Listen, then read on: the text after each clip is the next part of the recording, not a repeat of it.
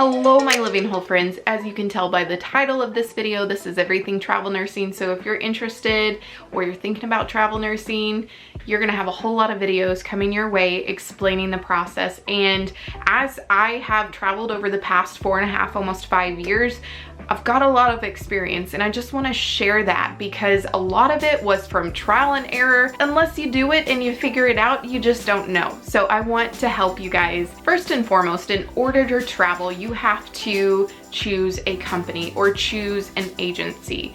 And there are a ton of agencies out there for local travel, for national travel. There are a lot, and that doesn't mean that all of them are great.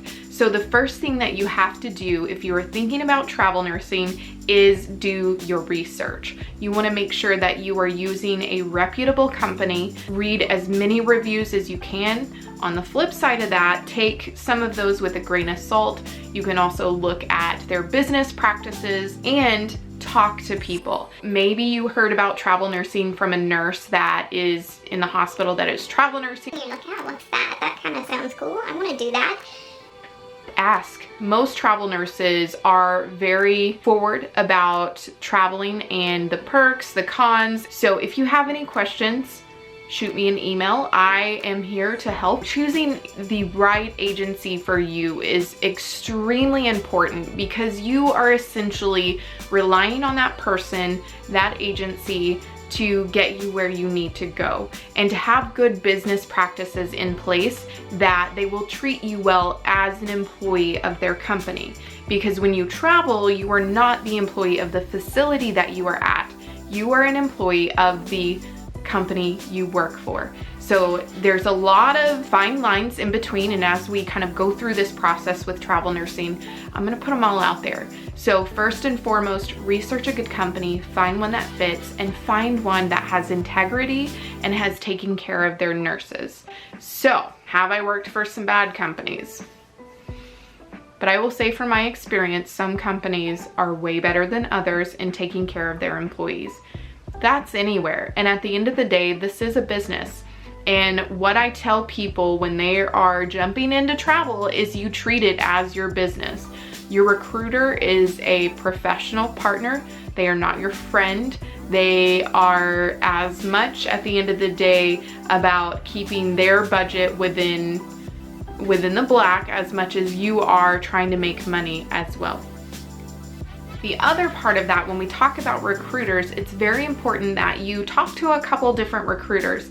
Every personality is different and you have to find someone that fits you. And I have talked to a lot of recruiters, so choose a recruiter that fits you, fits your communication style.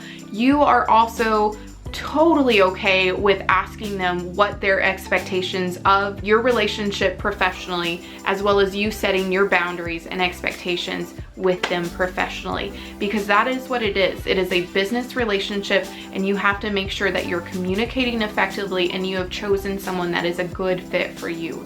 Not all personalities mesh well together, and they're almost kind of like your manager in a way. Does that mean that you have to work with that sole recruiter forever? No. Talk to several, build a network for yourself that you feel that you have a good standing business relationship with, and you at the end of the day can take care of your business and yourself and advocate for you. So you also need to make sure that is this recruiter someone that is going to advocate for you when you have maybe problems at the facility, or are they going to advocate for you for the best and a fair rate? So really just finding that right fit, and sometimes it takes multiple. Sometimes you will start an assignment with a recruiter.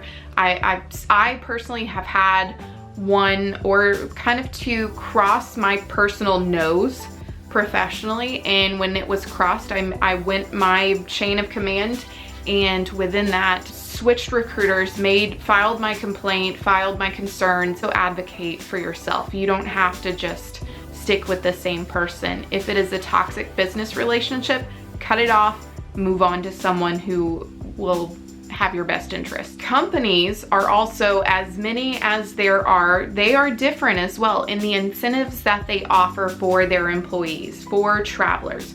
So you, at the end of the day, by talking to multiple companies, you can ask, What are your incentives for me to stay with you or to work with you?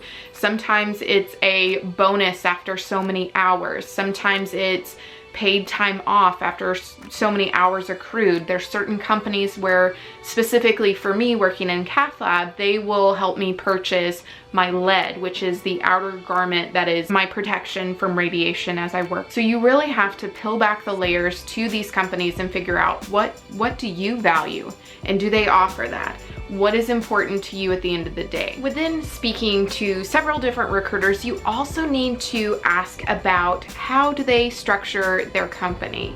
Is your recruiter the only recruiter that you will work with? Does that recruiter have the authority to make decisions, or do they outsource to a higher manager? You kind of need to understand the inner workings to some degree of the company that you're working for, as well as the chain of command, what to do when you have issues, who's in charge of who. So it's important to understand how the company that you are working for works. Also, you have to be aware of, you don't have to stay with that company or that recruiter. You can work with multiple recruiters, and we'll get into travel etiquette when we talk about submission and exactly what that is when you're talking contract. I think it is best to have a good understanding of your company as well as other companies. It's almost like it's almost like being street smart, really, when you think about knowing the structure of your company as well as how they work, what incentives they provide, but also knowing that you are not stuck with that single company. You have options. There's also the leverage of that for you as a professional whenever you are working. If it seems that that contract rate that they are telling you is only that much, but you know or you've heard at a higher rate, it is okay to ask, inquire, advocate for yourself, and know that this company is offering this. Why are your rates so low? Or they offer this incentive. Have you guys, or do you guys? Sometimes I have found some companies don't fully disclose what they can offer you. For example, company A paid so much of my cable Wi-Fi bill while I was on assignment.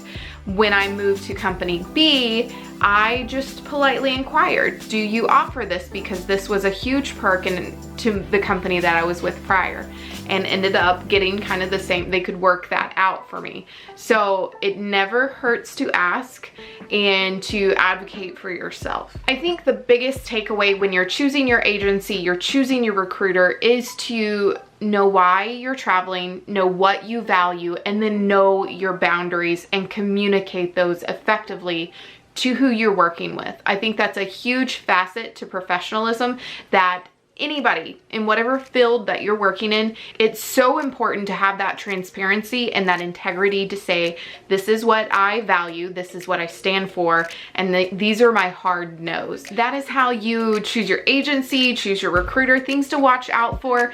And again, this is my personal experience and things that I learned along the way, and I just hope that it helps you.